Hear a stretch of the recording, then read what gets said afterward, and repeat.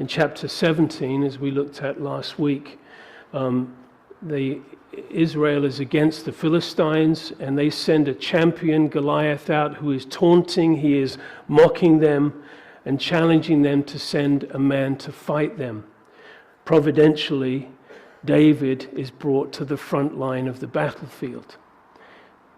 Saul offers a reward. Anyone who will slay Goliath will be given riches, will be given his daughter in marriage, and will not have to pay taxes.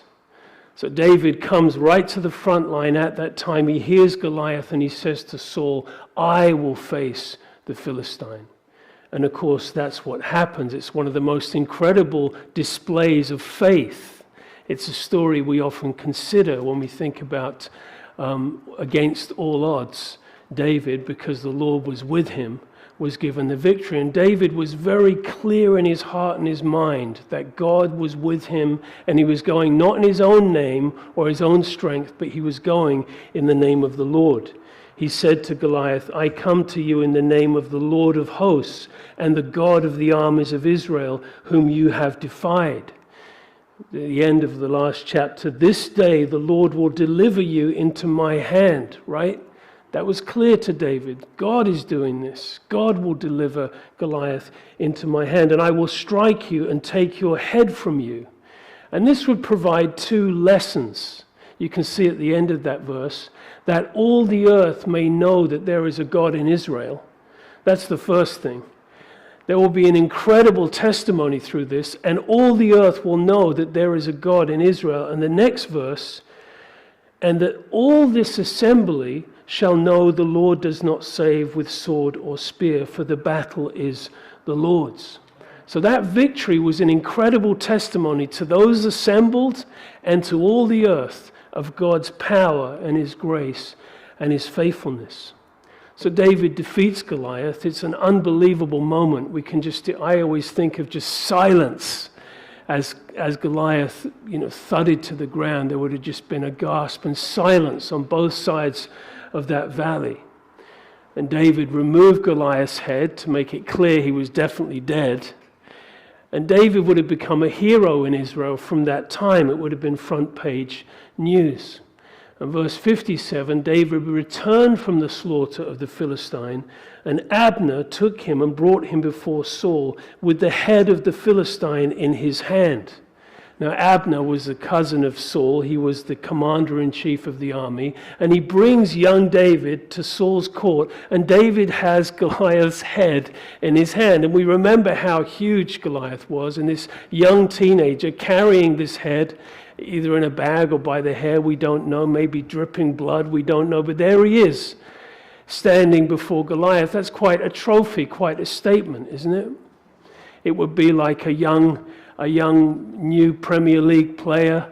It's his debut, and he gets the hat trick, and afterwards he's carrying around the match ball.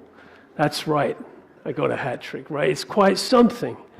And he stands before Saul. So we get that picture, and Saul asks him this question, whose son are you, young man? So David answers, I am the son of your servant Jesse, the Bethlehemite. Now, why is Saul asking that question?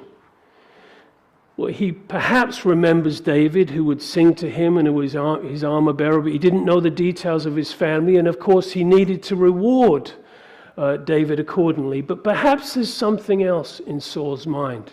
What do you think that is? You remember Samuel had prophesied that God would raise up another who is better than you, Saul, a neighbor who will take your place, who will be the next king. Samuel said, the kingdom is torn from you and it's given to another. And I can imagine those words coming back to haunt Saul, can't you? In his insecurity and his paranoia, he was so suspicious. And all of a sudden, this young man comes, he defeats Goliath, he's a hero in everyone's eyes, and he's holding his head, and maybe Saul is just wondering, who is this young man? Who is this guy? And in time, of course, he will come to fully realize that David will be the next king. And again, we see this contrast with Saul and his own son, Jonathan. We're going to see that Saul will now grow in resentment towards David, and Jonathan will grow in a deep friendship. This is the most famous friendship we think of in the Bible between David and Jonathan. Jonathan, the name means gift, and I think God knew, because of what was ahead, that David was going to need a friend, and he gives Jonathan. Let's jump in now, chapter 18. Now, when he had finished speaking to Saul, now it's almost certain that there was more to this conversation than just, who's your father? And he answers, but it seems that there was more of a conversation. Perhaps he recounts the victory again. Perhaps he says, God did this, and I give the glory to God. And as Jonathan, Saul's son, listens, something happens. It says the soul of Jonathan was knit to the soul of David, and Jonathan loved him as his own soul. Now, if anyone should have been threatened because of David, it would have been Jonathan, wouldn't it? He's the heir to the throne. But we don't see that. We see honor in the heart of Jonathan. And when he listened to David and how he would give glory to God and his faith and his confidence, they were knit together in a deep friendship. Because remember, Jonathan was cut from the same cloth, was he not? Remember, with his armor bearer, also against great odds, he went against the Philistines. And what did he say? The Lord will deliver them into our hands. It was the same song that David was singing. They were the same fiber in their hearts and conviction and faith. And when he heard David speak, he went, oh, that's how I believe. That's what I think. And there was something that knit their hearts in the deepest, the most important sense, in the Lord and in faith. So verse 2, it says, Saul took him that day and would not let him go to his father's house anymore. Remember, David before was going back and forth, but now Saul says, okay, you're not going home anymore. I'm going to keep you here. We're reminded of Samuel's warning when he said that the next king will take your sons from you, and that's what happened. Now David is full-time with Saul. And Jonathan made a covenant because he loved him as his own soul. He was moved to make a full commitment of unbroken loyalty to David. This was a unilateral covenant. This wasn't bilateral. This was Jonathan to David. Jonathan was making the pledge and the promise to be loyal to him. It seems that he understood that David was the Lord's anointed, that he would be the next king. And although Jonathan was the crown prince, he defers to David in humility. Another contrast with Saul, something Saul could never have done. And Jonathan took off the robe, verse 4 there, that was on him, gave it to David, and his armor and his sword and his bow and his belt. These were gifts to confirm the covenant. And symbolically, he's transferring his own rights as heir to the throne. If you like, he's kind of abdicating his rights as the next king. We read in chapter 23, 27, we will find later, Jonathan says to David, you shall be king over Israel, and I will be next to you. Even my father Saul knows that. How much they really knew and understood that now is a question, but they come to clearly understand that. So David went out wherever Saul sent him, and he behaved wisely, or some translations say that he was successful. God was with him, he had wisdom, and he was successful when he went against the enemy. And Saul set him over the men of war. And he was accepted in the sight of all the people, and also in the sight of Saul's servants. Now what we see happening here, he's growing in disfavor with Saul. He's growing in favor with the people. When people hear of David, see David, understand what he's doing and that the Lord is with him, it says he was accepted in the sight of the people. Now, this next verse is a pivotal moment. It's a key moment that we get to see where Saul is turned against David for the rest of his days. For the rest of Saul's life, from these next couple of verses, Saul will be obsessed with removing David, with killing David, with bringing an end to David. Let's look at that together. As it happened, as they were coming home, when David was returning from the slaughter of the Philistine, that the women had come out of all the cities of Israel, singing and dancing to meet King Saul with tambourines, with joy, with musical instruments. Now, so far, so good. That's wonderful, isn't it? They're celebrating, and Saul is rejoicing. Oh, this is wonderful. And then the women began to sing. In verse 7, so the women sang as they danced and said, Saul has slain his thousands and David his tens of thousands. Now, first of all, that's not a very good song, is it? What's missing? God. There's no reference to God. This doesn't give glory to God.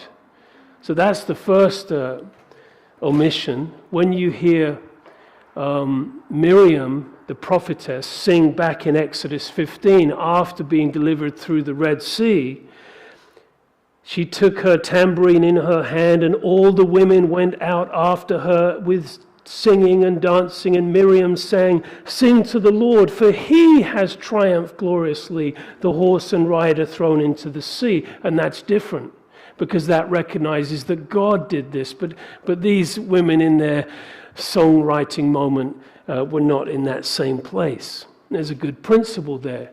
Don't lose sight of the fact that God is ultimately behind the successes. And it's strange how easily the natural man can lose sight of that and begin to give credit where it is not really due. We're careful that we see the vessels, and we're thankful for people, and we can honor people, and we rejoice in the gifts, etc. But ultimately, we give God the glory. Now, this song served as a moment of testing, didn't it? Who for? For Saul. Who else? For David. And maybe you could think of a third person who's not mentioned in the song. Jonathan, right? This song actually served as a test for all three of those men. For when you are honored and praised, there's a test in your heart, and there's a good place for that to be honored and thanked, etc. But there's a test in our heart. Or where someone else is praised or honored more than you, and you think you should be more honored, oh, that's a test in the heart. Or if in Jonathan's case you're not even mentioned in the song, that serves as a test for you also, doesn't it? And how that can reveal where my heart is. So Saul was certainly not honored in the way that he thought he should be. And from that moment, a fiery dart from the enemy pierced his heart, and he was embittered towards David. He resented him. His insecurities were fueled, and he was convinced that David was out to get him and take his throne. And sadly, David, who could have been his greatest asset, the most faithful man who would have honored and served Saul with integrity all of his days, Saul made him into enemy number one. But the issue wasn't with David, it was with Saul. I feel that there's such a deep instructive lesson for us, that we can create enemies and issues with people, and the issues are not with them, it's with me. And maybe you sense that. If you see someone else is honored or something like that, and in your heart you're like, oh, the issue's not with them, it's somewhere else, it's in my own heart. So we want to be careful with that and give that to God. May God get the glory. And we read verse 8, here it is. Saul was very angry, and the saying displeased him. Not the first part of the song, but the second. And he said, they have ascribed to David tens of thousands, to me they've ascribed only thousands. What more can he have but the kingdom? Now it's true, David would become the next king, but that's because God gave it to him. It wasn't because David took it. David just lived his life and honored God, and God gave it to him in time. And we read these words at the end there. So Saul eyed David from that day forwards. For the rest of his life, that root of jealousy would lead to his downfall. And we say, oh Lord, search my heart. If I have odds with anyone else, if I have any unresolved issue in my heart towards someone, Lord, please help me to deal with that. I don't want to have that between me and a brother or a sister. And we take that to God. We contrast this with John the Baptist. Let me read for you from John 3:26. They came to John and they said, Rabbi, he who is with you beyond the Jordan, to whom you've testified, he is baptizing and all are coming to him. John, you're the Baptist, John. And now Jesus, everyone's going to him to be baptized. What do you say? Are you troubled? What should we do about this? And John says, a man can receive nothing unless it's given to him from heaven. You yourselves bear we witness about him. Therefore, this joy of mine is fulfilled, he says, and this famous phrase, he must increase and I must decrease. That's what John the Baptist said. But Saul certainly could not say that. And it happened the next day, verse 10, that a disturbing spirit from God came upon Saul, and he prophesied inside the house. Now, I find it interesting that this is the very next verse, the very next day. And because Saul is harboring this hatred and this resentment in his heart, he sets the stage for some demonic influence in his life. We don't believe Christians can be possessed, but certainly influenced and affected by the demonic atmosphere. This is why it says in Ephesians 4:26, a verse that husbands especially know very well, do not let the sun go down on your anger. But the next verse tells us why, nor give place to the devil. Because if you do that, you give place to the devil. There are certain attitudes that we can harbor in our heart, and we give an opportunity for the devil to breathe on that, to fuel that, and bring division between us and others. So don't let the sun go down on that. And David plays music with his hand as at other times, but it doesn't have the calming effect that it had before. The darkness is too great at this point. He's harboring all these feelings. We don't read he was refreshed and the harmful spirit departed as it did last time. No. But we read this. There was a spear in Saul's hand. And that's quite a contrast. A lyre in David's hand, a little harp, and a javelin or a spear in Saul's hand. And this is the first recorded attempt we have. And Saul cast the spear, for he said, I will pin David to the wall. But David escaped his presence twice. Now you'd expect the next verse to say, and David was afraid of Saul, wouldn't you? Wouldn't you expect to read that? But look what we read. And Saul was afraid of David because the Lord was with him and had departed from Saul. Isn't that interesting?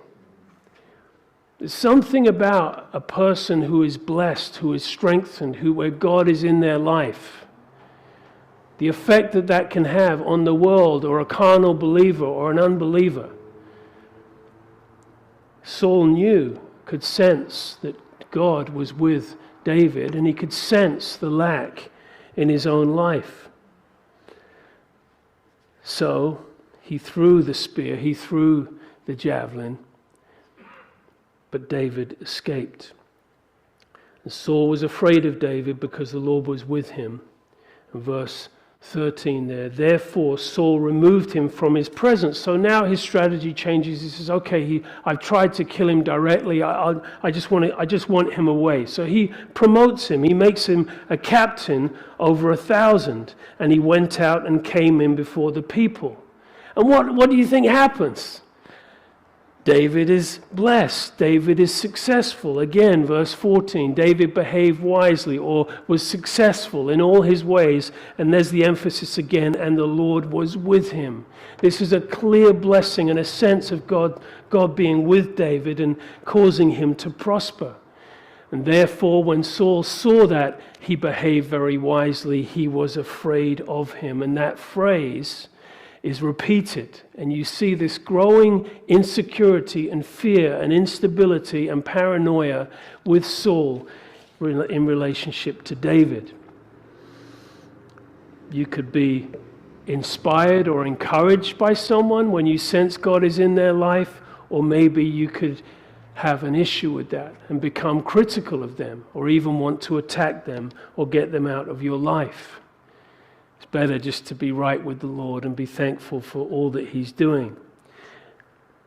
Now, this growing disapproval of Saul is also seen with the growing approval of the people. Remember that.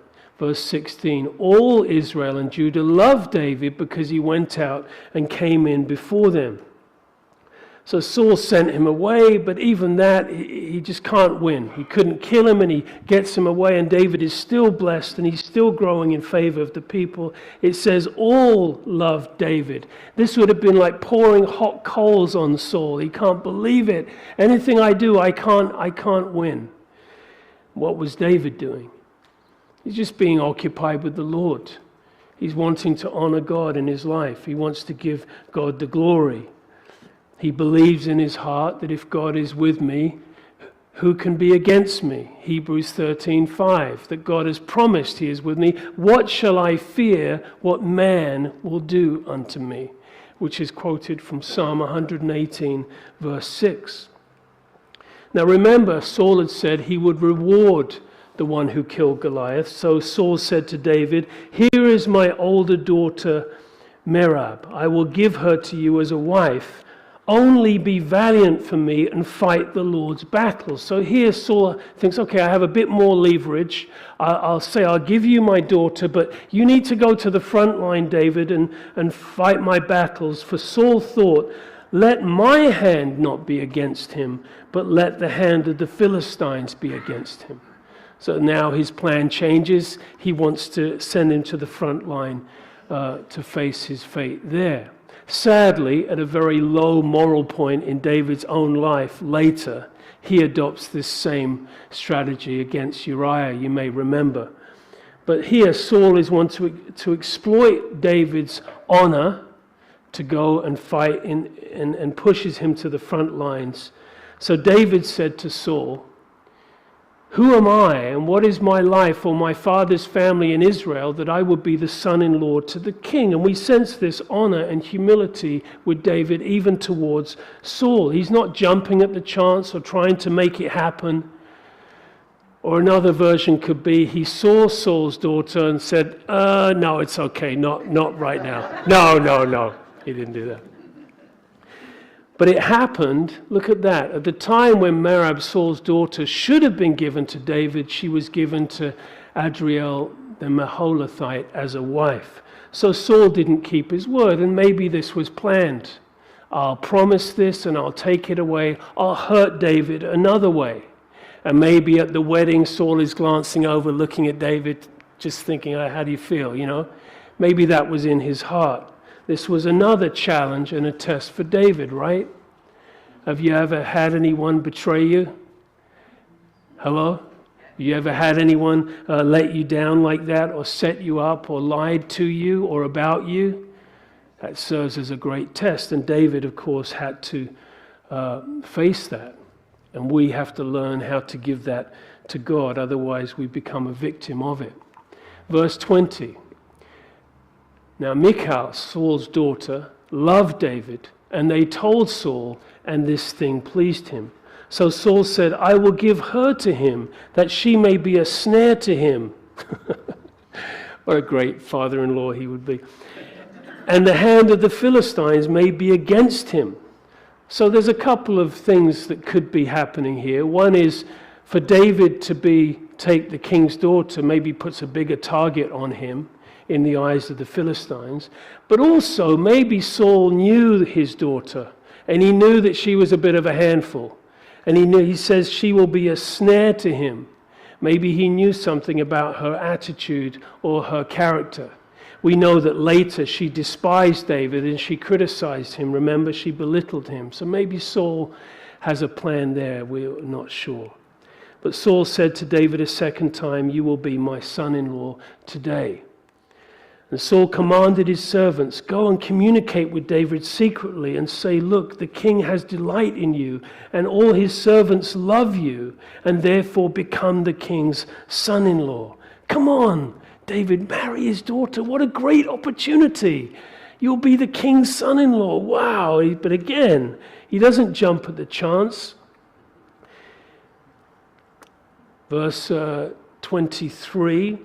So Saul's servants spoke these words in the hearing of David, and David says, "Does it seem to you a light thing to be the king's son-in-law, seeing I am poor and lightly esteemed?" Now, there was the case of typically a dowry would be paid. And David is making reference here to the fact that he is a poor man, and how would he pay that dowry? So they go back and they tell Saul, this is how David answered.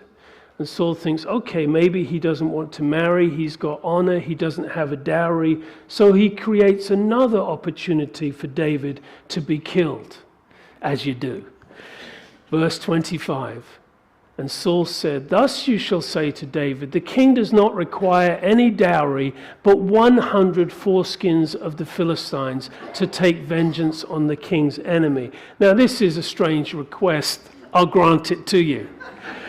And I'm going to resist the temptation of making any jokes here, but moving swiftly on. Why is he asking for this? Well, first of all, it will indicate exactly how many Philistines are killed, but also this would serve as a major insult to the Philistines, because circumcision marked the Jews in their covenant with God. And a slur against the Philistines is, "Oh, these uncircumcised Philistines." So this would have been an offense to the Philistines that David would have done this, killing them, but also leaving the mark of the covenant on them, and would target David even more. Because look at that last phrase, "But Saul thought to make David fall by the hand of the Philistines." So if you count them up, 1, 2, 3, 4, 5, there's several different ways that Saul is trying to set David up or have him killed, directly or indirectly. Just a couple more verses and then we're done. Verse 26, when his servants told David these words, it pleased David well to become the king's son-in-law, and the day had not expired. Therefore David arose, and he went, he and his men, and killed 200. David thought, okay, you say 100, I'll raise you your 100. I'll raise you 200. He goes way beyond. And David brought their foreskins and gave them in full count to the king. 1, 2, no, I don't know. But there was a full count that he might become the king's son-in-law. And then Saul gave him Michal, his daughter, as wife. At this point, Saul has no choice. He has to honor David. He went above and beyond. He gives his daughter. And Saul saw and knew that the Lord was with David, to his great frustration, and that Michal, Saul's daughter, loved him.